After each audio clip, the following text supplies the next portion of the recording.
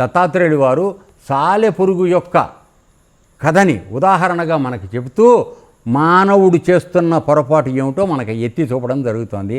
దాన్ని నేను జ్ఞానంగా పొందానని చెప్తున్నాడు ఆయన. అర్థమవుతుందన్న? కాబట్టి నువ్వు ఎల్లప్పుడూ దానికి దూరమే.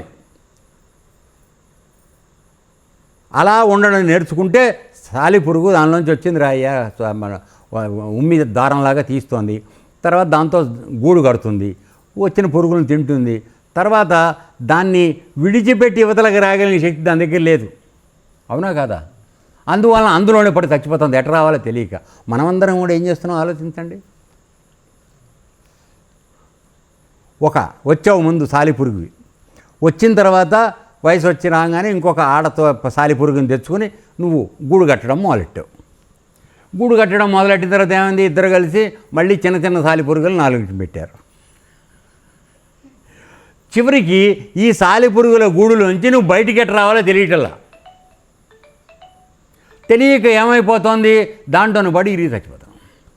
కానీ పరమాత్మ ఏమంటున్నాడు? అది నీలోంచి వచ్చినా నువ్వు ఎల్లప్పుడూ దానికి భిన్నంగా ఉన్నావు. నేను ఎలా ఉన్నాను నువ్వు అలా ఉండు. నీకు ఆ జ్ఞానం అంతా ఇచ్చాను.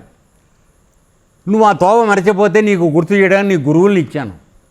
నా యొక్క అంశాలతో గురువులు వచ్చి ఆ జ్ఞానాన్ని మీకు చెప్తున్నారు.